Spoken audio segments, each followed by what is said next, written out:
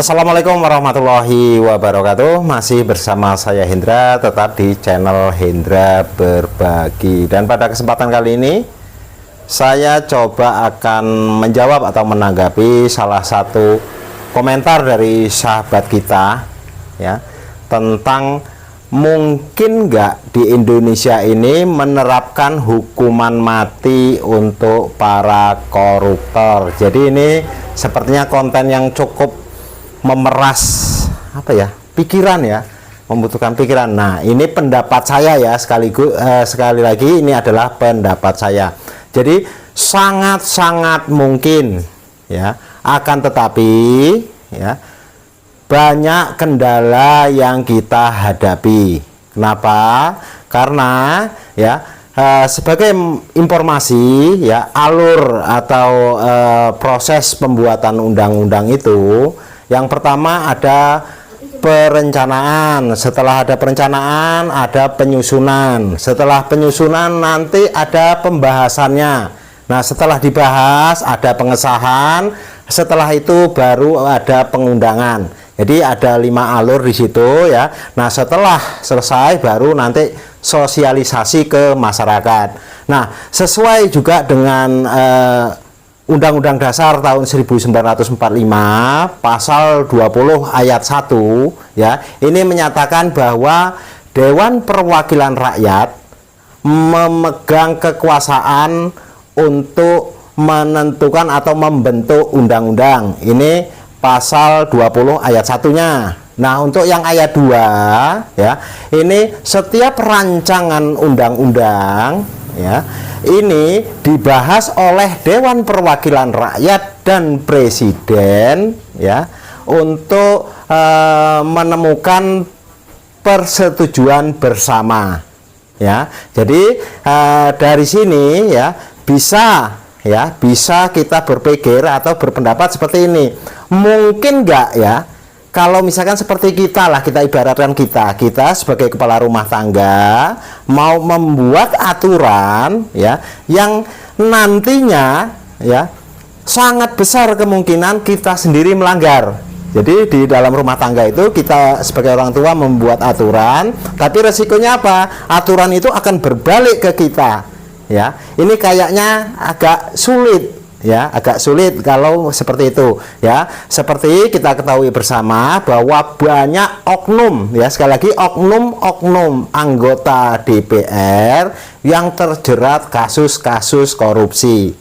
Nah, jadi dengan begitu kayaknya kok sulit ya kalau misalkan mereka ya mau membuat undang-undang yang justru nantinya membahayakan mereka sendiri ya. Jadi makanya komentar saya pertama, sangat-sangat bisa tapi memang sulit ya. Karena apa? Mereka yang buat undang-undang otomatis kalau bisa ya membuat undang-undang yang nggak membahayakan mereka ya.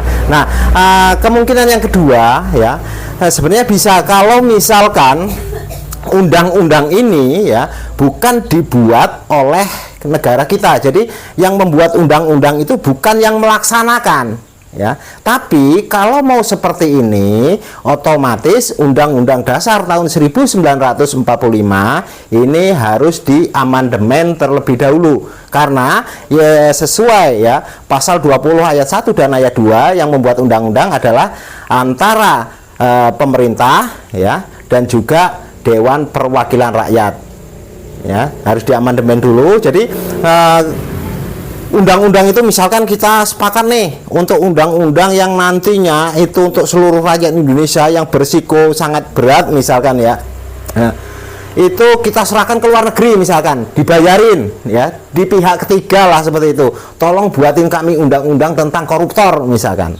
ya, dibayarin otomatis ya, karena luar negeri kan nggak punya kepentingan dengan pelaksanaan undang-undang tersebut. Itu sangat mungkin ya. Akan tetapi sekali lagi, kalau masih ya yang membuat undang-undang itu adalah sesuai dengan Undang-Undang Dasar tahun 1945 pasal 20 ayat 1 dan ayat 2 ya, terus mau menerapkan hukuman mati buat para koruptor, ini kayaknya agak sulit. Karena apa? Ya, kita tahu bersama koruptornya banyak yang membuat undang-undang. Jadi kalau bisa yang ringan-ringan, kan seperti itu. Nah, terus juga selain itu tadi pertanyaannya, mungkin nggak undang-undang hukuman mati buat koruptor. Nah, terus ada lagi beliau ini ya, sahabat kita ini rupanya membaca di media sosial ya, bahwa menurut Pak Mahfud MD bahwa sumber daya alam Indonesia ini sebenarnya sangat-sangat bisa mensejahterakan rakyat Indonesia kalau memang nggak bocor ya. Ini benar sekali ya.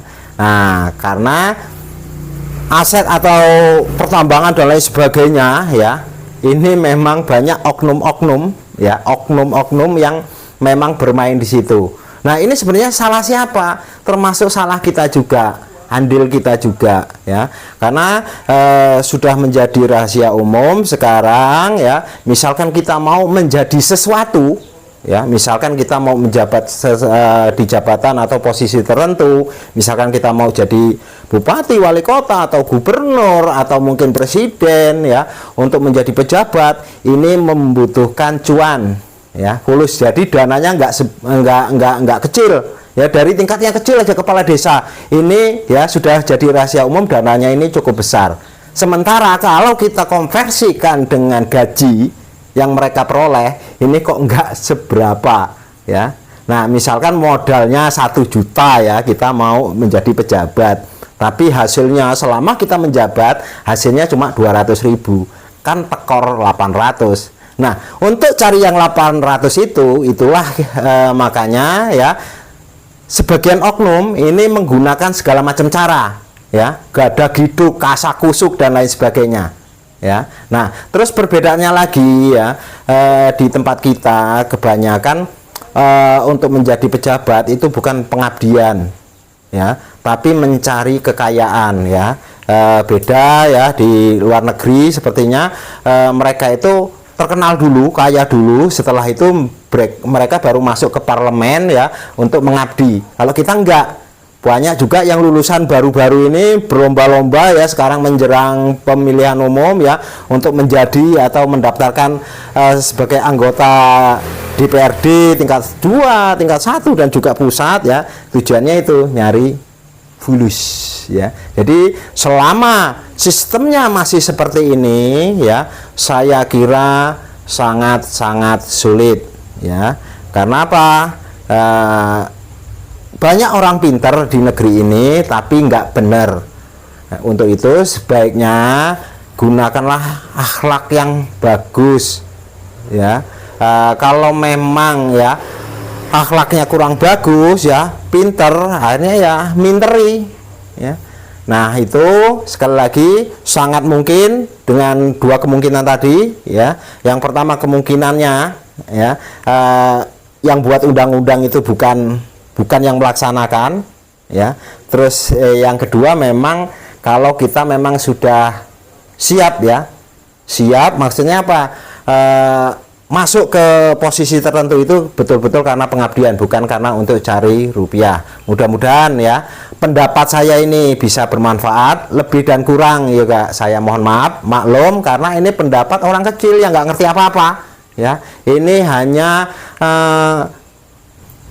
pemikiran saya ya, atau mungkin opini saya lah, seperti itu. Lebih dan kurang saya mohon maaf. Wassalamualaikum warahmatullahi wabarakatuh.